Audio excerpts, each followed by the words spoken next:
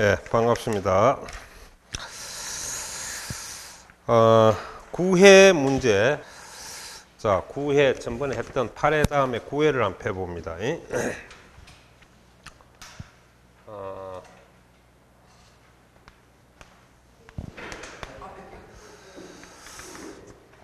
자, 요거 보시면은 25번 답만 체크해야 되니까 빨리 시간을 마치고 1시간 만에 다 하게 해봅시다. 자, 나머지 다 설명은 맞고 2번을 보시면 틀린 거네요. 틀린 거. 자, 그러면 일단 1번이 뭐냐 하니까 지방소득세죠. 지방소득세는 국세인 소득세하고 항상 같이 움직이기 때문에 소득세가 신고납부로서 지방소득세도 신고납부 방법에 의한다. 이게 맞는 말이고, 그 다음 2번에 가면은 지방세 징수는 제일 앞에 우리가 체납처분비 아까 했죠. 체납처분비 체납처분비를 세우선 징수를 하고, 그 다음에 지방세, 또 국세에 가면은 요게 국세로 바꿔주면 됩니다. 국세에서는 요것만, 그 다음에 가상금, 요게 우선순위로 이렇게 적용이 됩니다. 순서가 틀리죠. 그래서 답이 2번이 되는데, 요거는 요약집에 가면은 요약집에 여러분 10페이지에 보면 있습니다. 몇 페이지? 10페이지. 자, 나머지는 다 맞는 설명이니까 한번 쭉 읽어주고 좀 익혀주시기 바랍니다. 계속 반복하는 문제입니다. 26번. 자, 26번 취득세에 대한 설명으로 틀린 건데, 자, 요게 2번이 틀렸습니다. 26번의 답은 2번인데, 어디가 틀리냐 하니까, 현재 차량, 동산이죠. 기계장비, 그 다음에 항공기, 그 다음 선박. 자, 요게 전부 한마디로 동산이죠. 그러니까 이렇게 공부하는 동산. 요 동산은 만드는 업자는 세금이 없습니다. 그래서 원시취득은 제조업자죠. 이 만드는 제조업자는 취득으로 보지 않습니다. 그러니까 취득세가 없다는 거죠. 그런데 이거는 우리가 지금 과세 대상이다 하는 거는 지방세법에서 취득세 과세 대상이라는 건 항상 무슨 전제 조건에서 이게 된다? 승계취득. 승계취득세 과세가 됩니다. 그래서 이거는 여러분이 어떻게 해야 맞는 설명이 되느냐? 건조한 선박은 승계취득에 한해서 납세 의무가 있다 이래야지, 원시취득은 보다시피 업자는 세금을 안 내는 거죠. 생산업자. 자동차 생산업자. 그럼 현대자동차에서 하루에 몇백 대가 튀어나오는데 그 세금 내다 회사 문 닫게 돼 있죠. 그래서 생산업자는 세금이 없다. 그거 정리해주고, 그 다음 27번에 가서 취득세, 지방세 취득세 동그라미 딱 치고 틀린 거죠. 틀린 거는 그래서 보면은 5번입니다. 자, 5번은 교환. 자, 우리 교환, 그 다음에 현물 출자. 무슨 출자? 현물 출자. 그 다음에 여러분 매매. 이게 그 유명한 유상승계 아닙니까? 무상이 아니고 유상이죠. 유상승계취득. 그래서 이거는 표준세율이 취득세는 4% 부과가 된다는 거. 그러니까 왜 틀렸습니까? 교환에 대해서는 취득세를 당연히 과세를 하죠. 과세하는 비과세 물건이 아니기 때문에. 교환은 요거는 상대편에서는 주는 자 쪽은 양도가 되고 받는 자 쪽은 유상승계 취득이 됩니다. 양도세에서는 이게 양도 개념에 해당하죠. 교환이란 말이 나오면 무조건 양도. 현물 출자. 법인의 토지를 투자한다, 건물을 투자한다, 부동산을 투자하면 무조건 양도. 주는 자 쪽에서는. 이건 받는 자 쪽에서 유상승계 취득이고, 주는 자 쪽에서는 바로 양도 개념에 해당하기도 합니다. 그 다음 28번에 가서 취득세 취득 시기로 틀린 거는 여러분 보다시피 그 정려죠. 그래서 몇 가지 정리를 좀 해보면은 취득 시기가 요건별로 우리가 나눠줄 수가 있는데, 자, 현재 우리가 여러분이 구분을 보고, 그 다음 취득세, 그 다음에 양도소득세 줄입시다. 양도세. 양도소득세 줄여서 양도세. 그럼 우리 원칙. 원칙은 취득세는 우리가 일단 계약서상 잔금 지급일, 계산일이 원칙이에요. 근데 우리 지, 수, 공, 판, 법인으로부터 취득. 요 5가지. 요게 이제 사잔일이 되죠. 사실상 잔금 지급이에요. 그죠? 그리고 여기는 완전히 여러분이 대금 청산일 사실상 청산일이고 계약서하고는 아무 관계 없습니다. 계약서 잔금 지급하고는 아무 관계 없어요. 실제 잔금을 청산한 날이 양도시기가 됩니다. 양도시기. 자, 요게 기본 원칙이라는 거 알아두고 그 다음에 여러분이 보면은 특히 우리 점유 시효취득이 있죠. 민법상 점유 시효취득 20년짜리입니다. 이게 여기서는 시효가 완성된 날이죠. 20년이 딱 되는 날입니다. 근데 여기서는 당초 점유 개시일이죠. 개시일이고 그 다음에 이제 우리가 보면 정려 차이점입니다. 정려는 바로 여기서는 정려 계약일입니다. 정려 계약일. 계약일이 취득세 취득시기고 양도세에서는 뭐냐 하니까 정려 받는 날. 이 정려 받는 날이 뭐냐? 실무적으로 말하면 등기 등록일이다 이 말입니다. 정려 받는 날이. 자, 그 다음에 이제 여러분이 가면 뭐가 있냐 하니까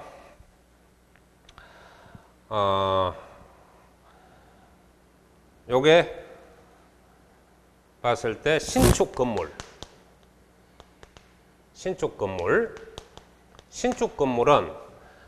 사용 승인서 교부일, 승인서 내주는 날을 교부일이라고 그러죠. 내주는 날 교부일. 그 다음에 사용일. 그 다음 또 뭐가 있냐 하니까 임시 승인일. 그러니까 원칙은 이긴데 이것 중에서 충돌을 하면 제일 빠른 날이 됩니다. 가장 빠른 날. 이렇게 정리해주고 요거는 취득세하고 똑같죠. 지금 양도세는 신축 건물에 대해서 취득시기는. 그 다음에 환지가 있습니다.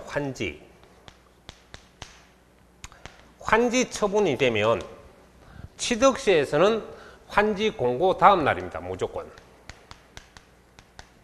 공고일 다음 날 취득시기가 되고 그 다음에 이제 여기 가면은 양도세에서는 어떤 게 특징이냐니까 원칙이 환지 전 당초 취득일이죠. 환지 전 당초 취득일. 근데 이제 예외에 가서 우리가 가면 이게 정한지 감한지가 생긴단 말입니다.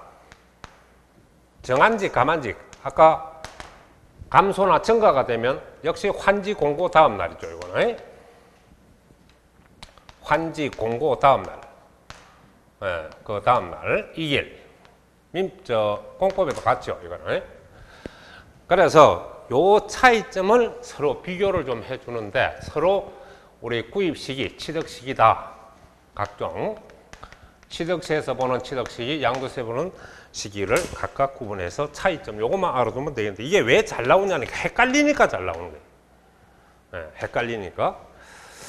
자, 그러면 여기서 봤을 때 28번은 자, 정려에 의해서 취득을 하면은 사실상 정려 받는 날은 양도세에서 맞는 설명인데 취득세에서는 정려 계약일이다. 이래야 맞죠. 정려 계약일. 그래서 틀렸습니다. 나머지 다 옳은 설명이 되겠습니다. 자, 넘어가고. 자, 그거 보면은 29번. 빨리 하고 마칠게. 자, 29번에 보면은, 그래서 역시 취득세 해당 세율이 틀린 건데, 자, 매매에 대한 농지입니다. 농지에 대해서 여러분이 취득의 경우, 취득세 세율은 부동산 가액에 얼마가 되냐니까, 자, 우리 3%가 되죠. 그래서 이거는 3%, 1000분의 30이 됩니다. 그렇죠? 우리 2.3은 상속 농지라든지 공유물, 초유물, 합유물 4가지가 2.3%가 되죠. 1000분의 23. 그죠? 그래서 이거는 3%가 되니까 틀렸고 1번이 틀린 지문이 되겠는데 그래서 취득세에서 농지가 우리가 있습니다. 취득세에서 농지. 자, 농지는 우리가 지목이 뭐냐니까 전, 답, 전컴 받치제, 답컴 논의제, 과, 목, 목장용지까지 취득세에서 농지 개념은.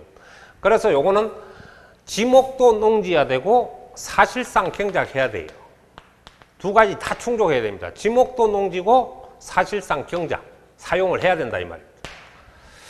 자, 그래서 요게 대해서 우리가 취득세율을 보면 취득세 세율은 현재 우리 정려를 받으면 정려시는 몇 프로가 되니까 정사무 3.5%죠. 그래서 3.5% 제일 높습니다. 그러니까 농지 중에서 취득세가 제일 많은 게 정려받은 농지죠. 예. 그 다음 유상매매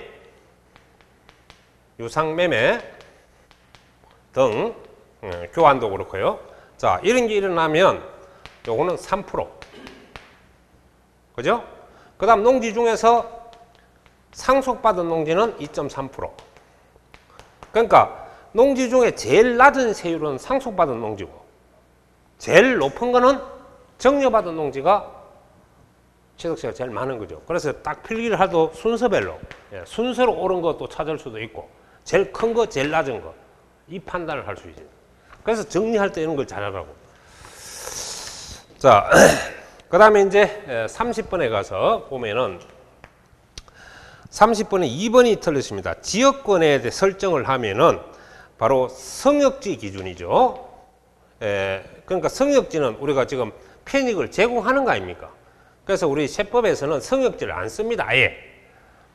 누구 쪽에서? 한필지, 민법에서 보는 한필지로 보는 바로 요역지 기준입니다. 무슨 지 기준? 요역지. 그래서 요역지로 보기 때문에 성역지는 쓰지 않습니다. 세법에서 성역지 나오면 무조건 꺼야 돼요. 왜냐하면 이게 만일에 나중에 소멸 듣기를 하면은 건당 6천원으로 바뀌지 성역지 기준이 안 돼요. 아시겠습니까? 그래서 항상 지역권은 무슨 기준만 판단한다? 편익을 제공받는 땅. 민법상 제1 법률상 한 필지를 구성할 수 있죠. 성역지는 일부가 되지만 요역지는 한 필지. 예, 그거 똑같습니다. 그래서 이 요역지의 기준으로 보기 때문에 성역지 해서 틀렸다. 요역지 하면 맞는 설명이 되겠습니다. 그래서 2번이 그게 틀린 개념이 되겠네요. 그 다음 31번에 가서 보면 지금 재산세 토지에 대해서 여러분 분리과세 대상. 자, 분리과세 동그라미 치고 항상 종부세가 없다라고 늘 적어놔야 돼. 무슨 세가 없다? 종부세 오글오글한 토지 4%. 그리고 우리 분리과세 저율 0.07%가 있고 0.2%가 있고 0.2%는 세율이 우리 주부가 공터에 염사를 뿌렸다 하는 기억나죠? 주부공터 염사. 주택 건설용 토지. 부동산 투자회사. 여러분 배우는 부동산 투자회사 토지. 공장용지. 또 각종 공사가 취득한 토지.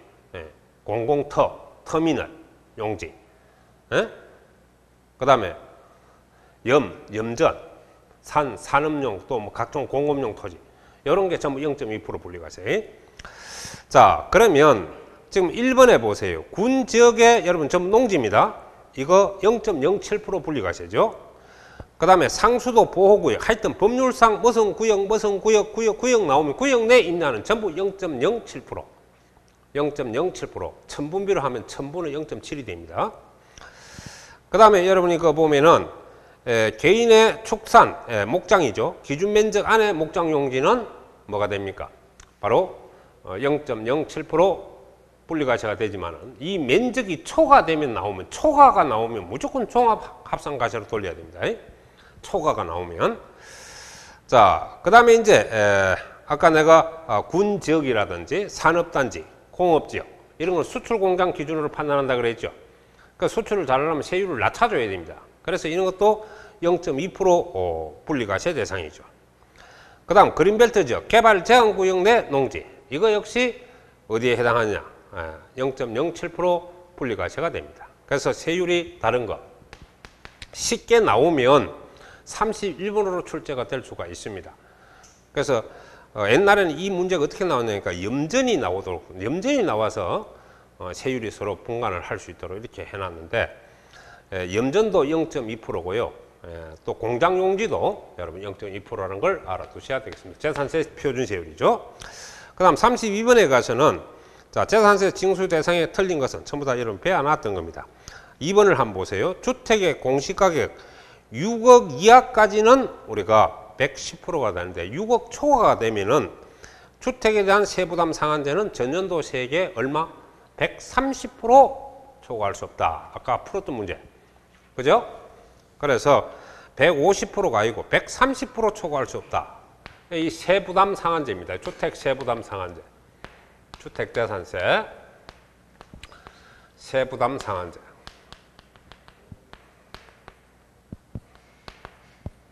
자, 요래 놓고요. 그 다음 33번에 가가지고는, 그래서 보면 재산세에 대한 설명 중, 옳은 겁니다. 옳은 거. 자, 1번은 왜 틀렸나 하니까, 1번은 임시용 건물에 대해서 재산세가 없습니다. 그런데 임시용 건물인데 가만히 보세요. 고급 오락장 사치성이죠. 사치성은 비과세 제도가 전혀 없습니다. 무조건 중과세를, 취득세는 중과세를 하고요. 재산세는 정상적 과세를 하게 되어 있습니다. 그래서 이거는 1년 미만에 여러분이 고급 오락장이나 별장이나 이런 고급 주택, 또 해운제 골프장 건축물 이런 사치성 물건이 되면 1년 미만이라 하더라도 재산세가 부과된다 하는 기고, 일반 임시용 건축물은 재산세가 1년 미만인 경우는 없습니다. 그래서 왜 있느냐 하니까 사치성 물건이니까 과세한다. 재산세를 부과한다 해야지 아니한다 해서 틀렸죠. 그 다음에 여러분 2번이 정답이 되겠습니다. 2번은 왜냐 하니까 포인트가, 자, 위에 거는 안 읽어도 그 주거지역, 상업지역 딱 나오죠. 주거지역 및, 자, 줄 거세요. 주거지역 및, 그 다음 세 번째 줄에 해당 지방자치단체 조례가 정한 지역 줄 거예요. 여기 어디냐 하니까 상업지역입니다. 그러니까 주거지역, 상업지역은 공장이 항상 민폐를 끼친다 그랬죠. 그래서 공장의 재산세 세율은 우리가 0.5%, 표준세를 2배를 적용하게 되어 있고요. 그 다음에 땅은, 토지에 대해서 여러분이 별도 합산 과세를 해서 공장이 밖으로 나가도록, 공업단지로 가거나 시외로 나가도록 하기 위해서 이런 제도를 두고 있다 했습니다. 그래서 이걸 보면 공장 건축물입니까? 아니면 공장 부속 토지입니까? 아까 부속 토지는 별도 합산한다 했죠. 그런데 공장 건축물은 여러분이 표준세의 2배, 0.25%의 2배가 0.5% 아닙니까? 그래서 0.5% 세율을 적용한다. 그러니까 밑에 하나 적어놔. 공장 건축물은 우리가 0.5% 적용하지. 그리고 그 밑에 공장 건축물 부속 토지, 공장 건축물 부속 토지는 별도 합산 과세다. 그 차이점, 그거 구별 읽을 때 잘 읽어야 돼. 이거 나올 때. 건물이 나오면 0.5%, 토지가 나오면 별도 합산 과세. 그것만 판단할 줄 알면 되겠어요.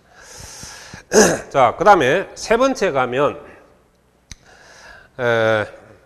재산세 과세 표준은 시가 표준의 공정시장 가액비를 곱하여 산정할 수 있는 대상은 토지도 되고 주택도 되고, 하나한다 해서 틀렸죠. 건물도 되죠. 그렇잖아요. 아까 내가 부동산에 대해서 시가 표준액의 공정시장 가액비를 곱한다 했는데, 이 부동산은 바로 토지, 주택, 건축물.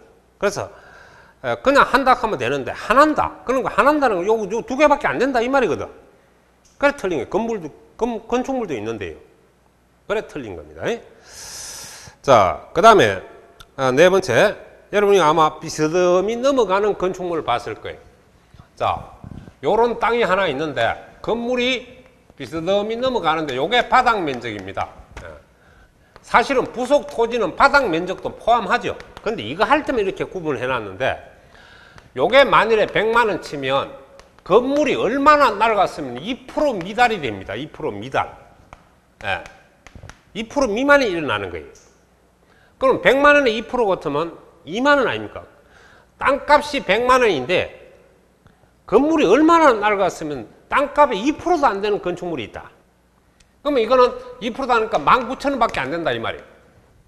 예를 들어서 그러면 요 바닥 면적은 사업용 땅으로 인정해 주는 거예요. 바닥 면적만. 그러니까 바닥 면적만 사업용이니까 요게 별도 합산이죠. 예, 별도 합산이 뭐고 종합 합산해서 따로 합산한다 이 말이야. 그 다음 부속 토지. 요 부속 토지는 바로 뭘 의미하냐니까 종합 합산 가세가 됩니다. 예. 그래서 요거 할 때만 이어서 2% 미달될 때는 그래서 왜 틀렸냐 하니까 잘 보세요. 건축물 시가 표준액이 부속 토지의 2%, 100분의 2니까 2% 미달되는 토지 중 건축물 바닥 면적을 제외한, 포함한이 아니고 제외한. 그러니까 요걸 제외해라는 거는 요거는 왜 나니까 별도 합산 가세 물건이고 나머지 물건에 대해서 종합 합산이다 이 말이거든. 무슨 말인지 알겠지? 요런 거 잘 봐야 됩니다. 시험 치러 가서. 자, 그 다음 주택재산세가 30만 이하가 아니라 20만 이하죠. 20만 이하가 돼야 7월 16일부터 7월 30일 일괄 징수가 가능하다. 자, 그래서 아까 봐라. 계속 반복되는 문제거든. 또 오전에 들은 사람은 이거 뭐 그냥 쭉쭉 넘어가잖아, 이게. 문제. 자, 그 다음에 이제 여러분이 34번.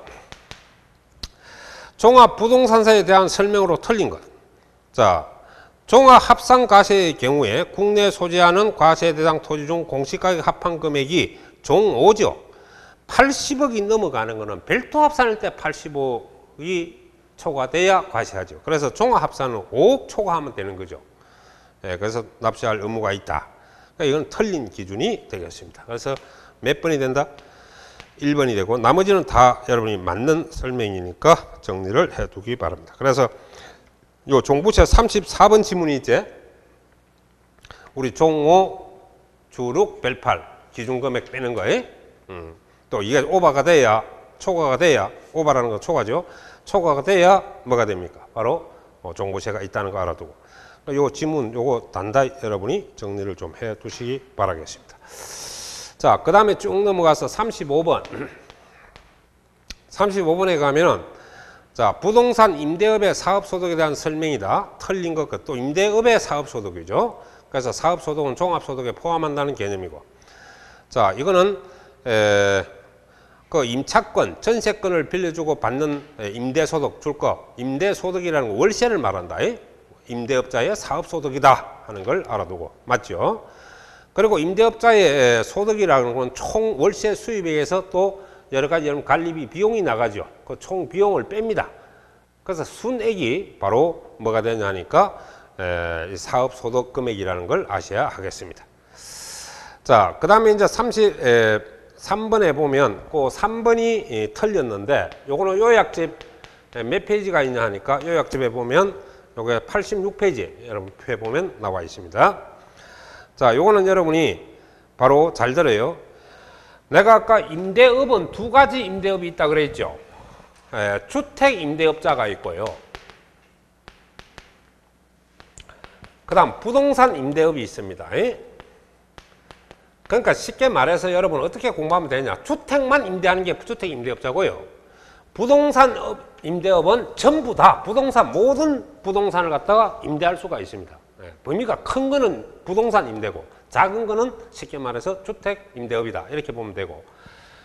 그런데 이제 결손금이죠. 결손금. 결손금은 뭡니까? 깨먹은 돈이에요. 속된 말에. 내가 소득이 1억 벌었는데 비용이 1억 5천 나갔다. 그럼 얼마 깨졌노? 5천만. 이게 바로 결손금이고 손실 본 게 결손금입니다. 그래서 이 결손금은 주택에 대해서는 바로 종합소득 가세표준 구할 때 바로 공제가 돼요. 그러니까 종합소득에서 공제가 돼요. 종합소득 세금 매기는 돈이 뭐죠? 가세표준이죠. 그러니까 종합소득에서 바로 공제가 가능합니다. 빼물 수가 있죠. 내가 깨문 거는 그대로 주택은 이거는 결손금은 종합소득에 바로 빼먹는데 부동산 임대업에서 발생한 결손금은요. 이게 여러분이 종합소득에서 공제가 안 됩니다. 이거는 종합소득에서 공제가 안 돼요. 그럼 어떻게 해야 되냐니까 요번에 부동산 임대업자가 요번에 1억을 갖다 결손을 받다. 그러면 원래 종합소득을 빼지 말고 주택은 빼물 수가 있는데 뺀다는 거는 세금이 금방 줄일 수 있다 이 말이에요. 그런데 부동산 임대업에서 결손금은 원래 발생한 종합소득 가표에서 공제하지 말고 내년도 2월 해가지고 내년 종합 소득이 아니고 내년 임대소득, 내년에 돈 벌어가지고 임대업에서 돈 벌어가지고 빼먹어라 이런 말입니다. 그래서 이거는 세제 혜택을 크게 주는 행태고 이거는 적게 주는 행태다 이렇게 볼 수가 있어요. 그래서 이거는 종합소득에서 공제할 수 없다 하는 게 특징이고요. 그럼 언제 빼먹어야 되냐? 내년에 돈 벌어가지고 임대소득에서 빼먹어라. 내년에 임대소득에서 빼먹으라는 거지 원래 종합소득에서 빼지 말라는 뜻입니다. 요거 차이점 잘 정리해 놓고. 자, 그 다음에 이제 여러분이 요게 아까 페이지 몇 페이지에 있다? 86페이지에 보면 잘 나와 있으니까 정리를 좀 해 주시기 바랍니다. 그 다음에 자, 여러분이 계약도 간섭에 직업기일이 정해지면 정해진 날이 되는데 잘 보다시피 직업기일이 정해지지 아니했어요. 아니한 경우에 임대소득의 수입 시기는 실제로 받는 날이 됩니다. 그래서 그 지급을 받는 날이 되죠. 그러니까 잘 들어봐요. 여러분 월세 계약을 체결하면 뭐 말일에 지급한다 하면 계약에 정해지잖아요. 그러면 정해진 그 말일자가 바로 수입 시기가 되는데 정해지지 않았으면 실제 받는 날이 바로 수입 시기다. 요게 여러분 종합소득의 월세 수입 시기라는 걸 알아둬야 되겠습니다. 맞아요. 그 다음에 여러분 부동산 권리를 대의하고 발생한 임대소득으로서 자, 법령에 의해서 계산한 이 법령에 의해서 계산하는 간주임대료입니다. 그러니까 간주임대료 줄 것이에요. 이게 쉽게 말하면 여러분이 전세금, 보증금을 운용한 수익을 말합니다. 전세금, 보증금을 운용, 영어로 하면 useful, 운용 수익을 말해요. 그래서 일종의 뭐 이자 수입도 되기도 합니다. 자, 이런 걸 간주임대료라고 하는데 여러분이 이 간주임대료 잘 보세요. 간주임대료는 이거는 임대료로 간주한다는 거지 임대료가 월세가 아니에요. 정말에서 보증금의 일정한 수익이라든지 전세금 일정한 수익입니다. 그래서 원칙은 항상 총수입에 합산합니다. 총수입에게 플러스를 해줘요. 합산을 해줘요. 이 간주임대료는. 그런데 주택의 간주임대료입니다. 주택의 간주임대료라는 거는 요약집에 보면 여러분 간주임대료 주택에 대해서 내가 계산 방식을 해놨을 겁니다. 정말 3억 초과 곱하기 60% 해가지고 이자율 곱해서 거기서 수입이자 할인료 배당금 수익 빼라. 그 공식이었죠. 예, 그걸 말하는데 그래서 요약집에 보면 있을 겁니다. 자, 주택의 간주임대료 요건데 이게 여러분이 3억 초과에다가 60%를 곱해요. 그럼 1억 같으면 6천만이 된다 이 말이에요. 예. 여기에다가 해당 이자율, 금리 이자율을 곱합니다. 예, 시중 예금 이자율이죠.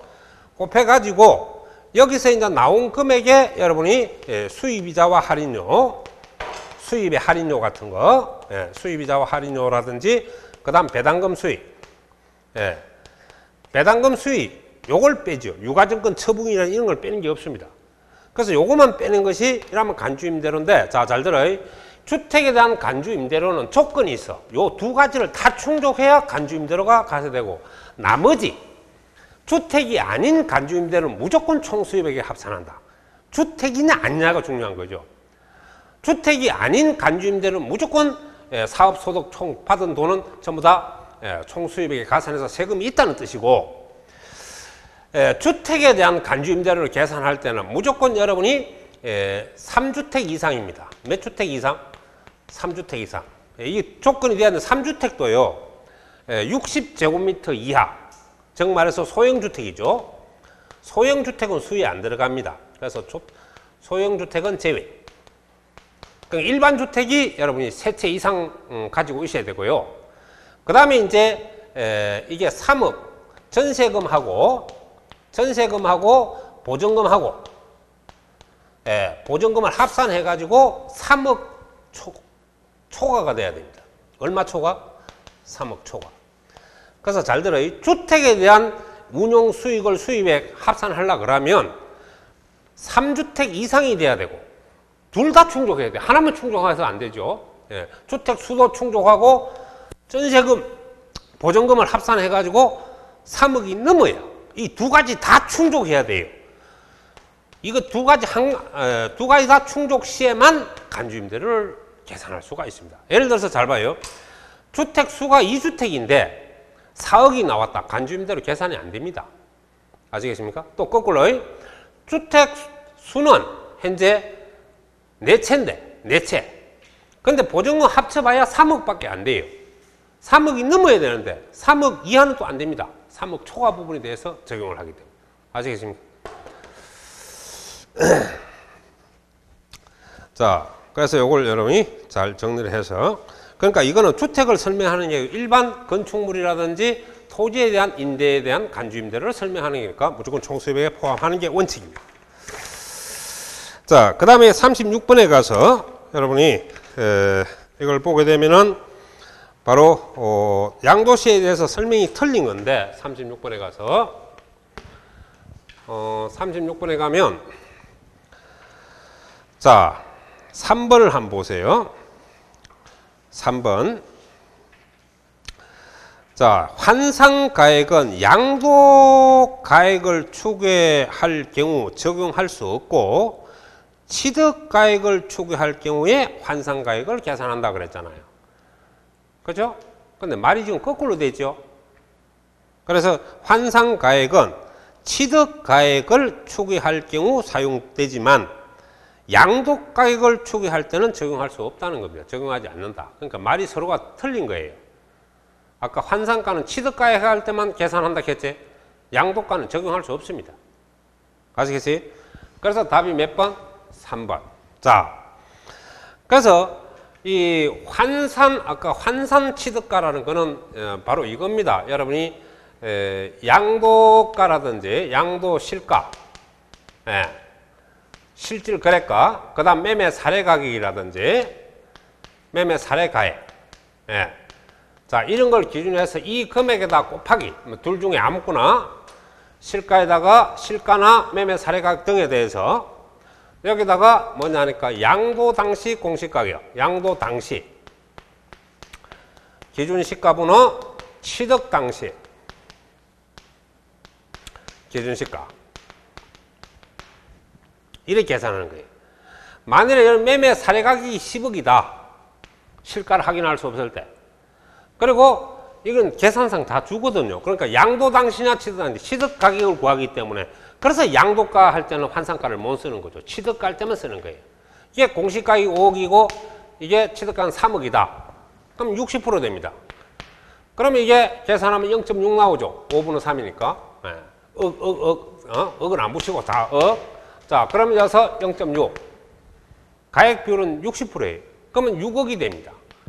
이게 환산된 취득가액이다. 그럼 환산이라는 뜻이어서 뭐냐? 물가 가격을 상승한 때 물가 가격을 감안한 가격. 쉽게 말해서 물가가 올란 것만큼 그걸 고려해서 구한 값이다. 이래서 환산 취득가액. 그래서 이 가격은 취득가 추산할 때만 쓰는 거지 양도가 추계할 때는 쓸 수가 없다. 추계가 뭡니까? 추정한다는 뜻이거든요. 자, 그 다음에 가고, 그 다음 2번 거 한번 볼랍니까? 2번에 요번에 새로 신설되니까 지문을 단단 알아두는데, 이 환산가를 추계하는 건 좋아요. 그런데 잘 봅니다. 자, 취득 당시 2번 그 위에 있는 거, 요거 새로 신설됐으니까 꼭 알아둬야 됩니다. 자, 실질 거래가액을 확인할 수 없어 환산 취득가액을 적용하는 경우로서 신축 건물은 5년 내 양도 시 해당 건물에 대한 환산 취득가격의 5% 금액을 양도소득 결정세액에 더한다. 이 말은 가산세가 붙는다는 뜻이 되겠습니다. 무슨 세가 붙어? 가산세. 이것도.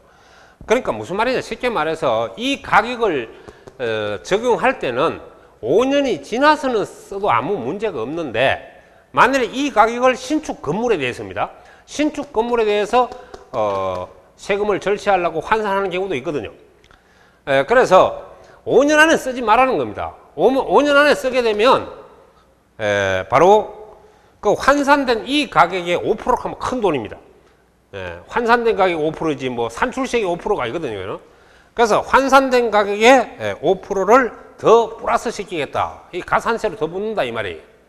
자, 그런데 여기서 밑에 하나 적어 놓으세요. 산출세가 없어도 적용한다. 산출세가 없어도 적용한다. 이 경우는 산출세가 뭡니까? 양도세가 안 나와도 이 가산금 얻어맞게 돼가 있어요. 이거 쓰게 되면. 그래서 5년 후에 쓰는 거는 문제가 없는데 신축 건물을 세금 포탈을 하려고 환산을 하게 될 수도 있거든요. 그래서 이걸 막으려고 5년 안에 쓰지 못하도록 하기 위해서 쓰게 되면 환산가입니다. 산출세액이 아니고 환산가의 5%를 적용하는데 세금이 안 나와도 가산세는 맞게 돼가 있습니다. 본래 세금이 없으면 가산세도 없어요. 그런데 이거는 세금이 없어도 가산세를 내야 되는 게 특징이라고 주의하세요. 그래서 이거는 적어놔. 세금이 없어도 적용한다는 거예요. 산출세가 없어도 적용한다는 거는 세금이 없어도 양도세가 없어도 적용한다 이 말이에요. 자, 요거 잘 알아두고 그 다음에 5번은 띄어쓰기가 아니고 붙여 써야 됩니다. 5번의 매매 사례 가격은 붙여 쓰기다. 띄어 쓰는 게 아니고. 그래서 그거는 읽을 때 매매 사례 가격 붙여서 읽기를 바라겠습니다. 자, 그 다음에 37번에 가면 37번에는 답이 여러분이 뭐냐니까 옳지 않는 거니까 3번이 틀렸습니다. 잘 보세요. 양도 차손이 발생한 경우에도 거주자는 당해연도 예정신고를 하여야 되는데 예정신고는 양도일에 속하는 달의 말로부터 2개월 안에 해야죠. 확정신고는 내년도에 하는 거 아닙니까? 다음 연도에. 그래서 예정신고는 양말, 양도일에 속하는 달의 말로부터 2개월 안에 예정신고하는 게 원칙이지 확정신고를 하는 게 아닙니다. 그래서 예정신고를 하면 확정신고를 안 할 수 있다 했죠. 자, 그 다음 나머지는 다 맞는 설명이고 그 보면은 4번은 분납제도를 설명하고요. 5번에 대해서는 여러분이 부당신고를 하게 되면 40% 가산세가 부과된다는 신고 불성실 가산세를 설명하는 게 40%. 맞죠? 자, 그 다음 38번에 가서 예정신고에 대해서 납부와 관련된 설명 중 틀린 것 했습니다. 자, 이 문제에 대해서는 여러분이 보다시피 그 3번을 한번 봅니다. 예정신고를 납부하지 아니한 경우에는 가산세를 부과하죠. 아까 분명히 말했다시피 예정신고 때 가산세가 붙었다면 이제 확정신고 때는 가산세를 부과하지 않는다고 누차 강조를 했습니다. 그래서 예정신고 안 하면 무조건 가산세 부과가 된다는 대원칙은 꼭 기억을 해야 됩니다.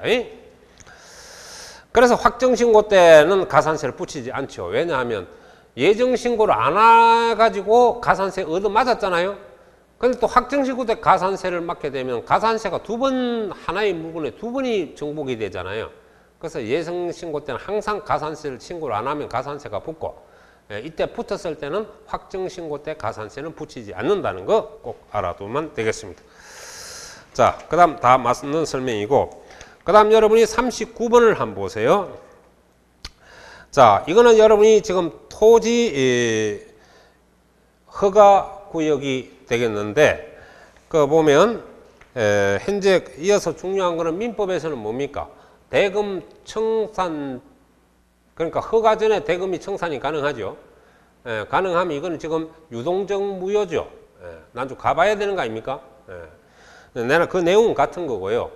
이때 우리 세법에서 중요한 거는 시점이 중요합니다. 대금 청산일 기준으로 판단하느냐, 허가일 기준으로 판단하느냐. 그래서 여러분 세법에서는 인허가일 기준으로 취득 시기, 양도 시기를 판단하는 것이라는 거 꼭 알아둬야 됩니다. 자, 그러면 대금 청산일이 언제입니까? 그게 4월 20일이죠. 그렇죠? 근데 허가일은 언제입니까? 6월 20일이죠. 그럼 허가일 기준으로 판단해야 되거든요.